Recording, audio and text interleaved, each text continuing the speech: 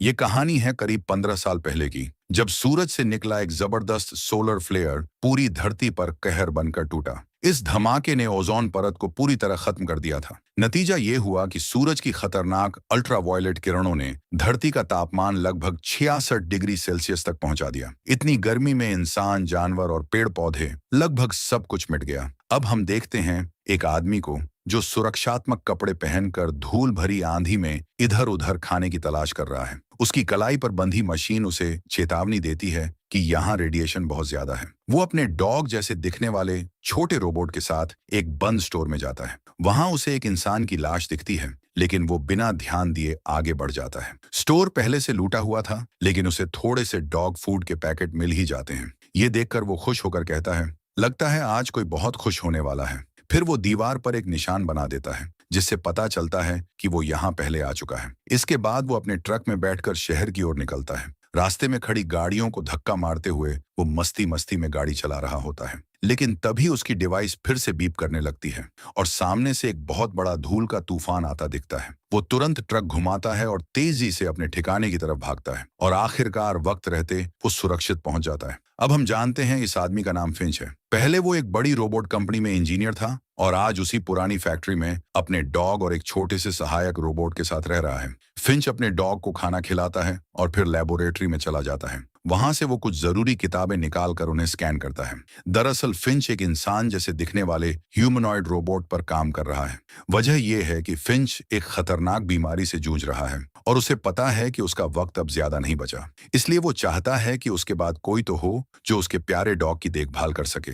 कई कोशिशों के बाद आखिरकार एक दिन उसकी मेहनत रंग लाती है और रोबोट अचानक बोल उठता है। ये देखकर फिंच की खुशी का ठिकाना नहीं रहता। वो अपने डॉग से हंसकर कहता है, मुबारक हो, तुम्हें एक नया दोस्त मिल गया। इसके बाद फिंच रोबोट से सवाल जवाब करने लगता है। रोबोट बताता है कि उसके 4 नियम हैं। पहला, कोई भी रोबोट इंसान को नुकसान नहीं पहुंचा सकता। दूसरा, इंसान को खतरे में नहीं डालेगा। और सबसे अहम चौथा नियम यह है कि अगर फिंच कभी मौजूद ना रहा तो ये रोबोट हर हाल में डॉग की देखभाल करेगा। ये सुनकर फिंच को चैन मिलता है, लेकिन तभी अचानक बिजली चली जाती है। फिंच तुरंत छत पर चढ़कर लाइट सिस्टम ठीक करता है। तभी उसे दिखता है कि एक बहुत बड़ा तूफान उनकी तरफ बढ़ रहा है। फिंच तुरंत नीचे आकर रोबोट को मौसम की मशीन से जोड़ देता है और कहता है, मुझे पूरा मौसम का डाटा चाहिए। रोबोट बताता है कि तूफान अगले 24 घंटे में यहाँ पहुंच जाएगा और बेहद खतरनाक होगा। इतना ही नहीं, ये तूफान करीब 40 दिन तक चलेगा। ये सब सुनकर फिंच और ज्यादा परेशान हो जाता है, क्योंकि अगर वो यहीं रुके तो शायद जिंदा नहीं बच पाएंगे। इसलिए वो तय करता है कि अब उन्हें यहाँ से निकलना ही होगा। नक्शा देखकर फिंच सोचता है कि पश्चिम यानी वेस्ट दिशा सबसे सही रहेगी। वो अपने डॉग गुडियर से कहता है, हम सैन फ्रांसिस्को जाएंगे। अगर किस्मत साथ दी तो वहां हमें खाने और रहने की जगह मिल सकती है। लेकिन तभी फिंच की नाक से खून गिरने लगता है। ये साफ इशारा था कि उसके पास ज्यादा वक्त नहीं है। अब उसे जल्दी करना होगा। वो रोबोट को तैयार करता है, लेकिन तूफान आने से पहले उसमें सिर्फ 72% जानकारी ही डाल पाता है। यानी रोबोट अभी अधूरा था और उसे बहुत कुछ सीखना बाकी था। फिंच उसे चलना सिखाता है। जैसे जैसे फिंच कदम बढ़ाता है, रोबोट उसकी नकल करता है और धीरे धीरे चलना सीख जाता है। इसके बाद फिंच खाने पीने का सामान और दवाइयां लेकर अपनी खास मॉडिफाइड वैन में पहुंचता है। ये वैन बाहर की खतरनाक गर्मी और रेडिएशन से उन्हें सुरक्षित रख सकती थी। अब ये तीनों, फिंच, उसका डॉग और नया रोबोट, सफर पर निकल पड़ते हैं। रास्ते में रोबोट खाली और सुनसान शहरों को देखकर मासूमियत से पूछता है, सब लोग कहाँ गए? फिंच हल्की मुस्कान के साथ कहता है, ये लंबी कहानी है, फिर कभी बताऊंगा। कुछ दूर जाकर फिंच एक सुरक्षित जगह पर गाड़ी रोकता है और रोबोट से कहता है, चलो अब तुम्हें बहुत कुछ सिखाना है। सफर के दौरान ये लोग खाने की तलाश में एक पुराने थिएटर में पहुंचते हैं। वहां उन्हें थोड़े से पॉपकॉर्न मिल जाते हैं। फिंच पॉपकॉर्न बाहर प्लेट पर रखता है और जैसे ही रखता है वो अपने आप उछलने लगते हैं। असल में फिंच रोबोट को यह दिखाना चाहता था कि बाहर का तापमान कितना ज्यादा है। इसी बीच सबकी नजर सामने से आते एक बहुत बड़े तूफान पर पड़ती है। फिंच तुरंत वैन स्टार्ट करता है और वहां से निकलने की कोशिश करता है, लेकिन जल्द ही समझ जाता है कि तूफान की रफ्तार इतनी तेज है कि भागना नामुमकिन है। वो तुरंत वैन को एक जगह रोकता है और चारों ओर कीलें ठोक कर केबल से बांधने लगता है। रोबोट भी उसकी मदद करता है। तूफान आने से पहले वो दोनों मिलकर वैन को मजबूती से बांध देते हैं, लेकिन तूफान इतना जबरदस्त होता है कि वैन हवा में उठने लगती है और कई रस्सियां टूट जाती हैं। फिर भी किस्मत से वो लोग बच जाते हैं। तूफान थमने के बाद फिंच बाहर आता है और देखता है कि वैन का एक टायर खराब हो चुका है। ये देखकर वो परेशान हो जाता है क्योंकि स्पेयर टायर तो था लेकिन जैक नहीं था। तभी रोबोट अपनी ताकत दिखाता है, वो अपने हाथ से ही वैन को ऊपर उठा लेता है। फिंच आराम से टायर बदल लेता है। ये देखकर फिंच खुश हो जाता है और रोबोट से कहता है, आज तुमने कमाल कर दिया। अब मुझे लगता है तुम्हें एक नाम देना चाहिए। और फिर वो उसका नाम रखता है जेफ। उस रात वो लोग वहीं रुक जाते हैं। फिंच अपना सूट ठीक करता है और जेफ को कुछ जरूरी बातें सिखाता है। अगली सुबह जैसे ही सूरज निकलता है, वैन की छत पर लगे सोलर पैनल अपने आप खुल जाते हैं। तभी फिंच की नींद खुलती है और वो देखता है कि जेफ डॉग की नकल कर रहा है। फिंच हंसते हुए कहता है, सुबह सुबह इतना शोर मत करो। इस पर जेफ कहता है, मुझे लगता है डॉग मुझे पसंद नहीं करता। फिंच जवाब देता है, ऐसा नहीं है, बस उसे तुम पर अभी भरोसा नहीं हुआ है। अब फिंच अपने अगले सफर पर निकल पड़ता है। काफी दूर जाने के बाद अचानक उसकी तबीयत बिगड़ने लगती है। तभी जेफ ड्राइव करने की बात करता है, लेकिन फिंच हंसकर कहता है, नहीं, तुम अभी कल ही पैदा हुए हो। थोड़ी देर बाद फिंच वैन को एक पुराने रेस्टोरेंट के सामने रोकता है और कहता है, मुझे थोड़ा आराम चाहिए, तुम यहीं रहकर वैन का ध्यान रखना। फिर वो अंदर चला जाता है, लेकिन वहां उसकी तबीयत और ज्यादा बिगड़ जाती है। उसे जोर जोर से खांसी आती है और मुंह से खून निकलने लगता है। जेफ की आवाज सुनकर गुडईयर भी दौड़कर उसके पास आ जाता है। अब वैन में जेफ अकेला रह जाता है। तभी उसका दिमाग तेजी से काम करने लगता है और वो कूदकर ड्राइविंग सीट पर बैठ जाता है। जेफ गाड़ी चलाने की कोशिश करता है, लेकिन वैन सीधा एक गाड़ी से टकरा जाती है। बाहर से फिंच ये सब देख लेता है, लेकिन बिना यूवी सूट के वो धूप में बाहर नहीं जा सकता था। इसीलिए वहीं खड़े होकर जेफ से चिल्लाकर कहता है, तुम अभी वैन चलाने के लिए तैयार नहीं हो, मेरा सूट मुझे ला दो ताकि मैं वैन तक आ सकूं। लेकिन जेफ उसकी बात ठीक से समझ नहीं पाता और दोबारा वैन को चालू कर देता है और फिर से टकरा देता है। ये देखकर फिंच गुस्से में आ जाता है। वो जेफ को पास बुलाता है और जैसे ही अपना हाथ धूप में बाहर निकालता है, उसकी त्वचा जलने लगती है। फिंच गंभीर होकर कहता है, माना कि तुम कल ही बने हो, लेकिन अब तुम्हें बड़ा होना पड़ेगा। मैंने तुम्हें इसलिए बनाया है ताकि तुम इस डॉग का ध्यान रख सको, क्योंकि ये तुम्हारी तरह धूप में जिंदा नहीं रह सकता। अब फिंच को एहसास होता है कि वक्त आ गया है जेफ को ड्राइविंग सिखाने का। वो धीरे धीरे उसे गाड़ी चलाना सिखाने लगता है। जेफ की सीखने की क्षमता बहुत तेज थी।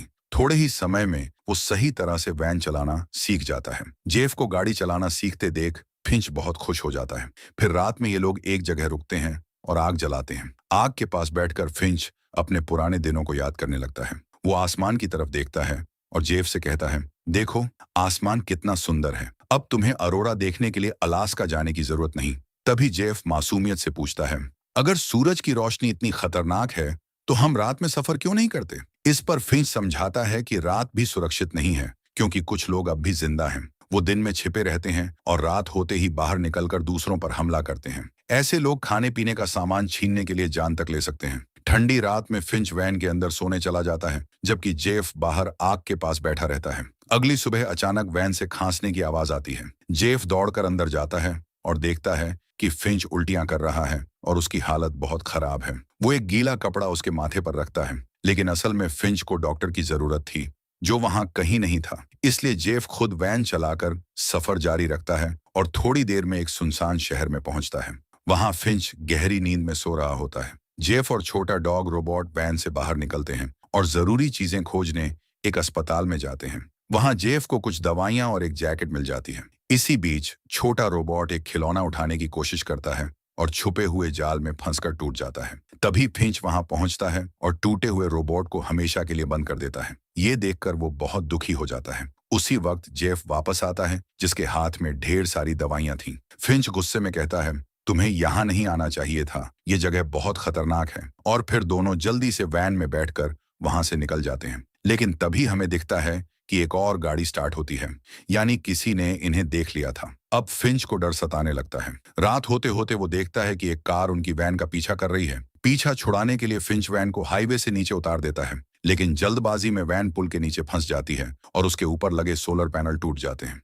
ये देखकर फिंच घबरा जाता है और उसके हाथ पांव कांपने लगते हैं। तभी जेफ हिम्मत दिखाता है। वो वैन से नीचे उतरता है और धक्का मारकर वैन को पुल के नीचे पूरी तरह छुपा देता है। जब पीछा कर रहे लोग वहां पहुंचते हैं तो उन्हें वैन दिखाई नहीं देती और आखिरकार वो वहां से चले जाते हैं। इसके बाद फिंच टूटे हुए सोलर पैनल्स को देखकर बहुत उदास हो जाता है। वो जेफ से कहता है, अब शायद हम कभी सैन फ्रांसिस्को नहीं पहुंच पाएंगे। इस पर जेफ उसे हिम्मत देता है, तुम ऐसे हार मत मानो, मुझे तुम पर भरोसा है, हम जरूर गोल्डन गेट ब्रिज तक पहुंचेंगे। फिंच धीरे से मुस्कुराता है और जेफ को अपनी जिंदगी की एक दर्दनाक कहानी सुनाता है। वो कहता है, जब सूरज की खतरनाक किरणों ने सब बर्बाद कर दिया था तो लोग सिर्फ खाने के लिए हैवान बन गए थे। एक दिन मैं भी खाने की तलाश में एक मॉल गया। वहां सब लूटा जा चुका था, लेकिन मुझे किस्मत से नूडल्स का एक पैकेट मिल गया। तभी वहां एक औरत अपनी छोटी सी बच्ची के साथ आई। उनके पास काफी खाना था, लेकिन उस बच्ची के हाथ में बंदूक थी। मैं डर गया और छिप गया। फिंच आगे बताता है, इसी बीच एक आदमी कार से वहां आया और उनका खाना छीनने की कोशिश करने लगा। जब उन्होंने मना किया तो उसने दोनों को गोली मार दी। उनकी मौके पर ही मौत हो गई। मैं उनके पास गया तो अचानक एक आवाज आई। वो आवाज उस बच्ची के बैग से आ रही थी। मैंने बैग खोला तो उसमें एक छोटा सा पिल्ला निकला। इंसानों को भूख ने हैवान बना दिया था और मैं बस एक डरपोक इंसान की तरह सब देखता रह गया। ये कहानी सुनकर जेफ चुप हो जाता है। अगली सुबह वे फिर से सफर शुरू करते हैं। रास्ते में जेफ कुछ पोस्ट कार्ड्स पढ़ता है जो फिंच के पापा ने उसे भेजे थे। तभी अचानक एक तितली वैन की खिड़की से टकराती है। जेफ ये बात फिंच को बताता है और फिंच हैरान रह जाता है। वो अपना हाथ खिड़की से बाहर निकालता है और पाता है कि यहाँ सूरज की खतरनाक किरणें नहीं हैं। फिंच तुरंत वैन से बाहर आता है और उसकी खुशी का ठिकाना नहीं रहता। उसे ऐसा लगता है जैसे उसे एक नई जिंदगी मिल गई हो। तभी एक और तितली उड़कर उसके हाथ पर बैठ जाती है। अब फिंच को यकीन हो जाता है कि ये जगह सच में सुरक्षित है। वो अपने अच्छे कपड़े पहनता है, खुले आसमान के नीचे टेंट लगाता है, खाना खाता है और उस पल को पूरी तरह एंजॉय करता है। तभी जेफ उसकी तरफ देखता है और कहता है, तुमने मुझसे झूठ बोला था। वो गोल्डन गेट ब्रिज वाला कार्ड तुम्हारे अंकल ने नहीं बल्कि तुम्हारे पापा ने भेजा था। जेफ पूछता है, लेकिन उस कार्ड पर तो डैड लिखा था। फिंच गहरी सांस लेकर जवाब देता है, हाँ, मेरे पापा आर्मी में थे। वो ऐसे बड़े बड़े ब्रिज बनाते थे, लेकिन मेरे पैदा होने से पहले ही वो हमें छोड़कर चले गए। मैं उन्हें कभी मिल नहीं पाया। फिर मेरे 15वें जन्मदिन पर मुझे यह पोस्ट कार्ड मिला।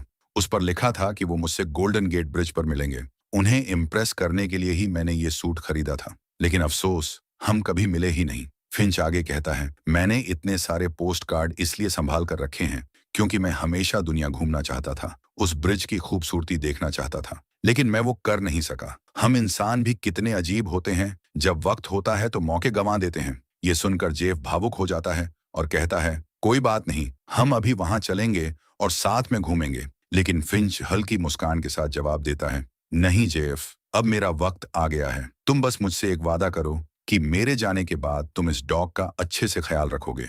जेफ सिर हिलाकर वादा करता है। इसके बाद फिंच अपने डॉग के साथ खेलना शुरू करता है और जेफ को भी शामिल होने के लिए कहता है, लेकिन डॉग अब भी जेफ पर भरोसा नहीं करता और हर बार बॉल लाकर फिंच को ही देता है। फिंच मुस्कुराता है और कहता है, कोई बात नहीं, जल्दी ही तुम दोनों अच्छे दोस्त बन जाओगे। लेकिन तभी अचानक फिंच को खून की उल्टी हो जाती है। उसकी तबीयत तेजी से बिगड़ने लगती है। वो समझ जाता है कि अब उसका आखिरी वक्त आ गया है। फिंच जेफ का हाथ पकड़ता है और जेफ भावुक होकर उसे गले लगा लेता है।